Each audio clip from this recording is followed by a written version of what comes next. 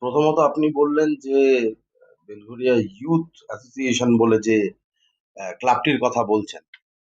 এটা তো নামে ক্লাব ছিল, আদতে এটা ছিল ওই তোলা চাঁদা আদায় করার কারখানা। এই ক্লাব রাস্তা দখল করে না, রাস্তার মধ্যিখানে করা।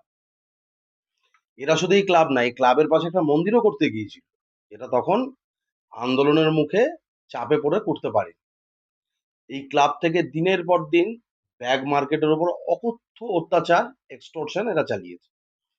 এদের গাড়ি থেকে, এদের গাড়ি ছাড়া অন্য কোনো গাড়ি নেওয়া যাবে না, চাঁদাবাজি, নেশার ঠেক, যার থেকে কালকে রাত্রিবেলা এলাকাবাসী তথা ব্যাগ ব্যবসায়ী এই নরক যন্ত্রণা থেকে মুক্তি পেয়েছে।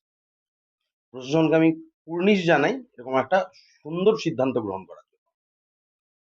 আর আর আই- আইএনটিটিইউসির যেখানে আপনারা বলছেন, যেটা ওটা তো পুরো পিডব্লিউডির জায়গা দখল করে তৈরি করা ছিল।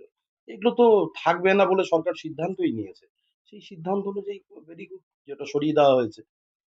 কিন্তু অনেক সময় দেখা যাচ্ছে যে এই ভেঙে দেওয়ার পর আবার বুঝিয়ে দেয়, তাহলে প্রশাসনের কাছে কি বলবেন? না, প্রশাসন এনশিওর করবে যে যেগুলো পরিষ্কার করে দেওয়া হচ্ছে, যে ইলিগাল এনক্রোচমেন্ট গুলো আছে, সেগুলো ভবিষ্যতে আর গজিয়ে উঠবে না। এটা প্রশাসন এনশিওর করছে এবং আমি আশাবাদী এরকম আর কিছু হবে না।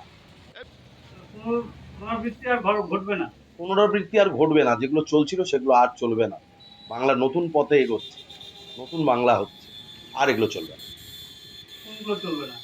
ইলিগাল এনক্রোচমেন্ট, রাস্তা দখল করে ক্লাব করা, চাঁদাবাজি করা, এক্সটোরশন করা, এগুলো বাংলায় আর চলবে না। আপনার নামটা? সুদীপ্ত। আপনি বিজেপি? আমি legal and administrative in charge, Kamarhati আছি।